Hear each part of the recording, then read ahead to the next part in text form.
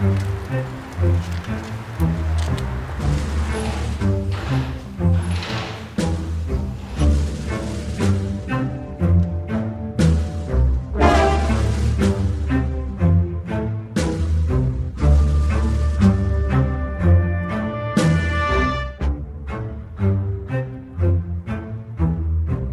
slovenskih pisateljev sem prvič prišel oktobra leta 1981 kot študent prvega letnika fakultete. S sabo sem na nek literarni večer pripeljal še svojo spremljevalko, tedaj srednješolko, ampak ko sva prišla pred vrata društva, sva se malce splašila. Noter je namreč vstopala kopica, po najinem mnenju sicer častitljivih, a vseeno, kako bi rekel, starcev, in zdelo se mi je, da sem nekako ne sodiva, tako se je mogoče zdelo tudi ne, malo sva gledala eden drugega, kdo bo zdaj predlagal, da se obrneva in greva domov. Takrat so se vrata odprla, ven je stopil nek uglejen gospod in je rekel: prišla sta na literarni večer, lepo, kar naprej stopita.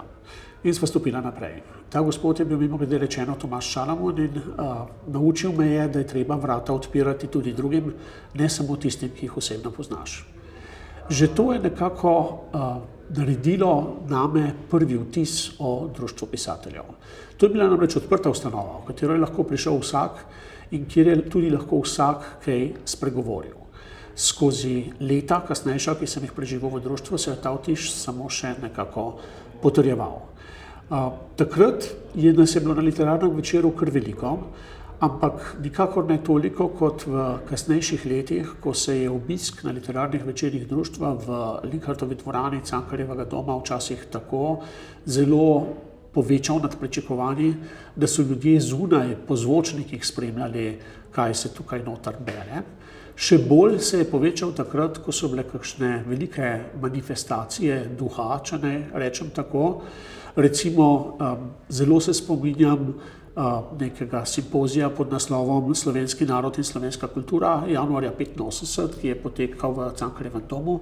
Takrat sem recimo prvič videl nastopati Borisa Pahorja.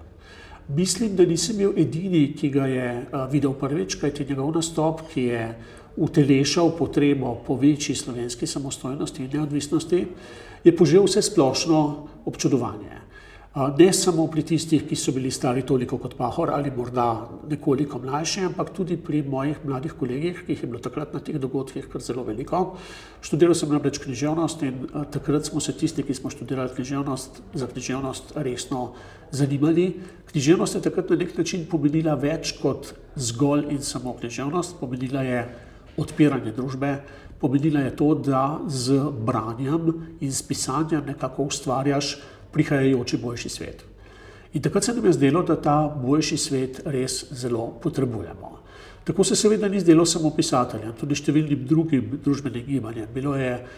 Precej je bilo gibanja za pravice istospolno usmerjenih, za drugačne glasbene prakse, tudi seveda za drugačne politične prakse, ampak to je bilo morda celo takrat malce skrito, velikokrat tudi v literarnih besedilih, kakršna so bila besedila recimo Igorja Torkarja ali pa Branka Hofmana, da omenim dva pokojna pisatelja. In na nek način je bilo to izraženo tudi v splošnem delovanju društva pisateljev. V najbolj ključnih trenutkih, recimo, kadar je šlo najbolj zares, so pisatelji tudi znali stopiti skupaj. Spomnim se, da je ob neki priložnosti iz društva izstopil Josip Vidmar, ki pa je takoj, ko je bila zaprta četverica Janša, Boštnar, Tasić in nekako zapor je pretil tudi Francijo Zavrlo, ki pa je takoj prišel, mislim, da že na drugi večer v prostorih društva, da bi izrekel s tem društvu podporo. Morda danes ni povsem znano, da je bil Vidmar pač predstavnik neke partijske nomenklature, tako da je ta podpora kar precej pomenila, kajti po drugi strani se je seveda tudi zavzemal, kar tudi danes mogoče radi pozabljamo, torej za slovenski narod in za slovensko kulturo. V tistem času je bilo zelo veliko dogajanj, ti redni večeri v prostorih društva, ki so nekako izražali željo pisateljev za demokracijo. Zato morda ni naključje, da je, ko je prišlo do branja Majniške deklaracije, nekakšne simbolne opredelitve za samostojno Slovenijo, to deklaracijo na ogromnem zborovanju na današnjem Kongresnem trgu prebral prav pesnik Tone Pavčak. Danes bi najbrž tako deklaracijo bral kakšen politik. Težko bi se bilo odločiti, z katere perspektive. Takrat so bili pesniki in literati tisti, ki so lahko nekako združili ljudstvo in ljudstvo se je seveda zares v tistem času precej združilo. Po drugi strani je to, kaj se je dogajalo v Sloveniji, vplivalo precej tudi na okoliške države.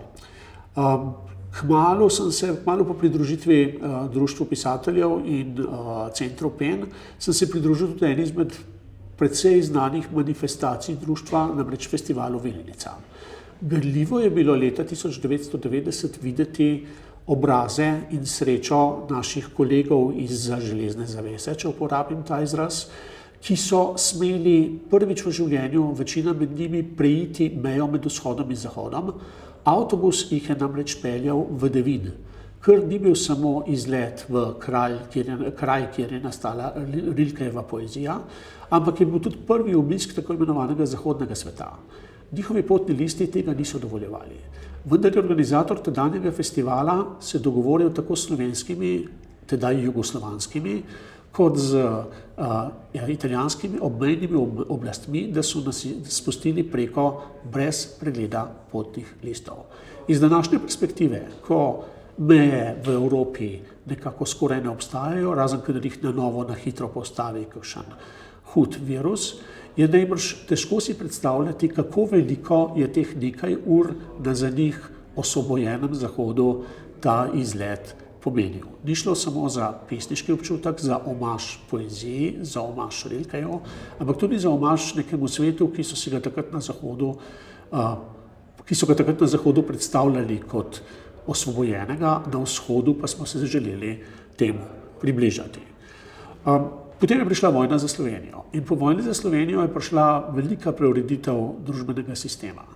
Takrat so na Društvo pisateljev stalno prihajala pisma, vi pisatelji morate prevzeti to, kako se upravljajo tovarne, vi morate postati direktorji bank, samo vam lahko zaupamo. Iz današnje perspektive je seveda to skrajno naivno gledanje. Izkazalo se je namreč, da pisatelji precej slabše od povprečneža znajo ravnati z denarjem, da bi bili najbrž katastrofalni upravitelji, ampak takrat je bila to videti precej dobra zamisel. No, kasnejša slovenska zgodovina je potekala nekoliko drugače. Pisatelji so se do neke mere še ukvarjali z družbenimi zadevami, malce so se ukvarjali s splošnimi družbeno-političnimi in situacija se je naglo spreminjala. Na nek način je Društvo pisateljev delilo splošno naivnost, da bo demokracija vse uredila kar sama po sebi, da bodo morda zakoni trga nadomestili vse tiste neobstoječe mehanizme v družbi in na tiho se je ob vsem tem dogajala privatizacija ne le založb, kar je pisatelje morda najbolj prizadelo, ampak tudi privatizacija zdravstva, šolstva in še marsičesa javnega, kar pravzaprav spremljamo še danes in kar ne prizadeva samo pisateljev, ampak pravzaprav vse državljane in državljanke Republike Slovenije. Spremenil pa se je tudi status samih pisateljev. Ko je leta 2012 revija Manager izdala revijo, ki je nosila naslov 245 uspešnih Slovencev, je bilo v tej reviji nabor uspešnih Slovencev zelo pester. Nekaj je bilo gospodarstvenikov, nekaj je bilo znanstvenikov, nekaj je bilo umetnikov, nekaj je bilo športnikov in med njimi je bilo tudi 10 pisateljev. Ko je pred 2 letoma izšel podoben seznam, je bil med 100 najuspešnejšimi Slovenci samo en umetnik, bil je pisatelj, na 97. mestu je bil Drago Jančar. Bila sta samo 2 športnika, tista 2, ki zaslužita v ameriških ligah največ. Vsi preostali na tem seznamu so bili gospodarstveniki ali, kako bi jim rekel, vsi ostali so bili posestniki kapitala. Ni bil več uspešen tisti, ki je proizvajal kapital duha, uspešen je postal samo tisti, ki je proizvajal kapital denarja. To je nekako spremenilo našo državo. Do tega je prihajalo postopoma, a vendar je prihajalo. Društvo pisateljev je v tem času morda manjkrat odpiralo svoja vrata, kot takrat, ko je s odpiranjem svojih vrat odpiralo tudi slovensko novo nastajajočo državo in ko je zlasti s tem pomagalo k odpiranju slovenske družbe. Vendar so ta vrata še zmeraj odprta. Še zmeraj pomaga v marsikateri civilno-družbeni akciji in še zmeraj je treba tudi s pomočjo Društva pisateljev govoriti o številnih družbenih neenakostih in krivicah, ki so še zmeraj tukaj, morda celo naraščajo. Društvo pisateljev je še zmeraj potrebno.